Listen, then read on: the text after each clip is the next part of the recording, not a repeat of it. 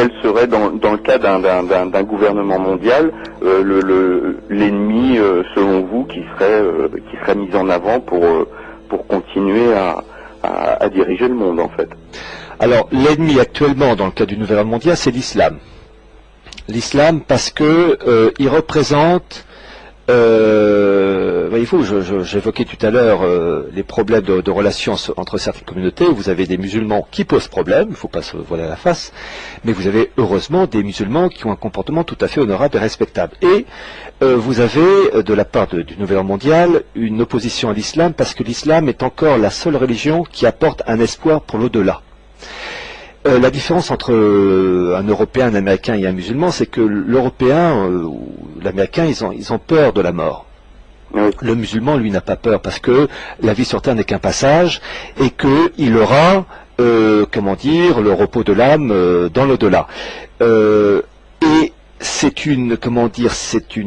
pour l'esprit mondialiste, c'est une concurrence qu'il ne peut pas accepter, car le musulman va pas, ou en tout cas beaucoup moins, se focaliser sur les plaisirs matériels, sur la société de consommation.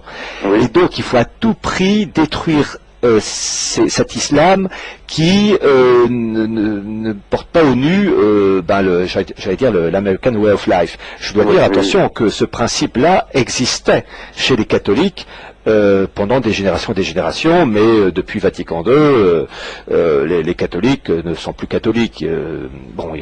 C'est complètement paganisé maintenant, ou déchristianisé. Bon, donc l'islam représente encore le dernier. Je suis pas musulman, je suis catholique, mais je reconnais que l'islam est le dernier carré à vraiment s'opposer à un esprit matérialiste mercantile, car pour la religion islamique, et non pas islamiste, islamique, il y a l'espoir de l'au-delà. La vie sur Terre n'est qu'un passage.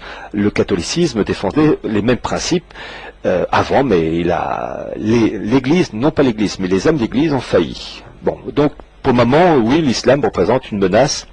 Il y a un concurrent, il y a un adversaire utile pour le nouvel ordre mondial et les gnomes de Wall Street et de la City.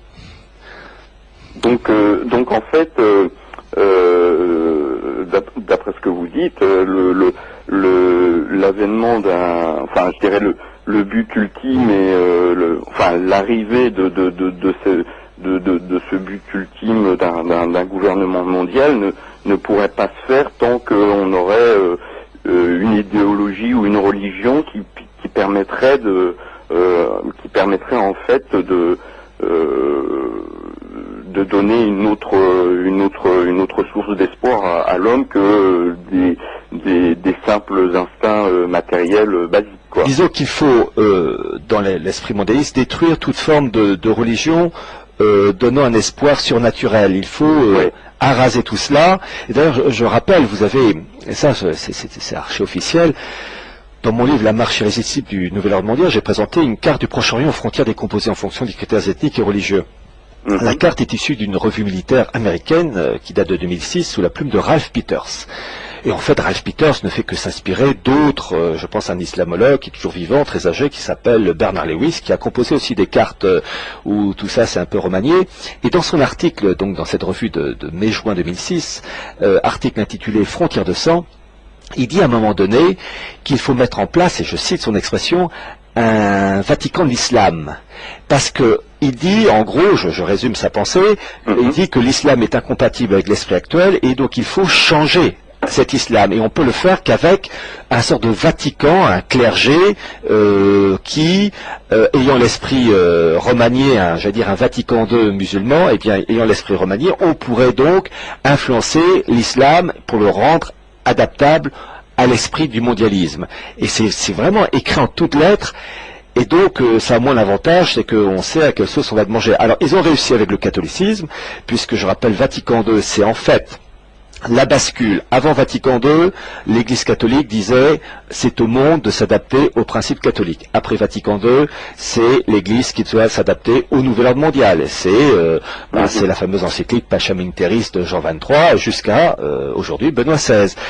Voilà, donc le catholicisme, ça y est, ils ont gagné, il reste plus que l'islam, voilà, qui essaie de résister. Mais enfin, vous savez, la vérole, c'est contaminant. D'accord.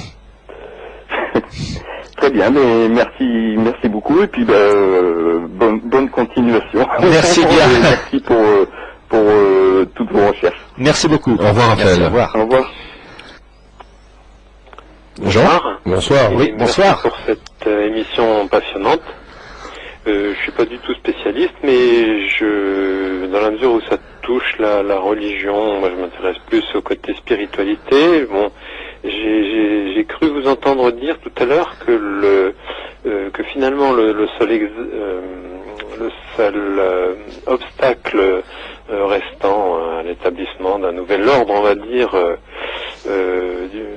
seul obstacle religieux restant depuis Vatican II serait donc l'islam.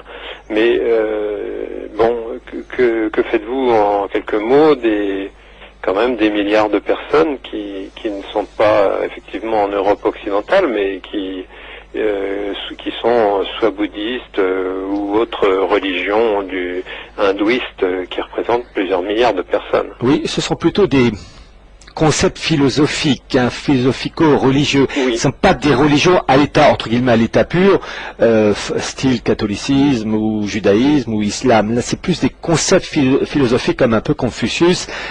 C'est plus philosophique, une manière de vivre, une manière de concevoir les choses. Mais je vous dis, en matière religieuse, je resterai prudent parce que je ne veux pas aller trop loin dans ce sens que on a affaire à un auditoire très large, toutes les convictions, athées ou pas, et donc en fait c'est un débat sans fin. Je préfère plutôt m'appesantir sur des sujets temporels, d'instituts créés telle année par un tel, financés par un tel, là, qu'on soit croyant ou pas, au moins tout le monde est d'accord. Voilà. Oui, tout à fait. Voilà. C'est ce qui fait votre force et votre indiscutabilité. En n'oubliant pas que l'aspect spirituel joue un rôle, mais je préfère y aller avec la pointe des pieds et pas très loin. Oui, bien entendu. Enfin, c'est-à-dire que finalement, quelque part, vous dites que chacun, au moins, enfin, en matière de religion, mais spécialement pour celle-ci dont on parle à l'instant, la religion va jouer peut-être à un niveau individuel, quoi, mais n'aura peut-être pas une force dans le monde comme peut avoir le catholicisme. Le catholicisme aujourd'hui, il est complètement délavé. Regardez, quand on voit les réunions des jeunes catholiques, je pense au temps du pape Jean-Paul II, Peace and Love, c'est du Woodstock avec une croix, mais enfin c'est un côté, je veux dire, ça fait pas sérieux, ça fait boîte de nuit, et puis j'ai envie de dire, soyons pratiques, ils se disent catholiques, très bien, est-ce qu'ils obéissent aux préceptes catholiques? Oui, non, bah non, parce que est-ce qu'ils vont à la messe tous les dimanches? Est-ce qu'ils se confessent minimum une fois par an? Est-ce qu'ils communient? Non. Est-ce qu'ils obéissent aux préceptes?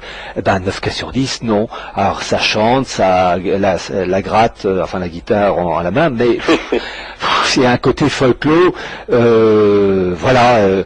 Et puis j'ai envie de dire un peu la vertu du silence. Ça ils l'ont pas. Hein.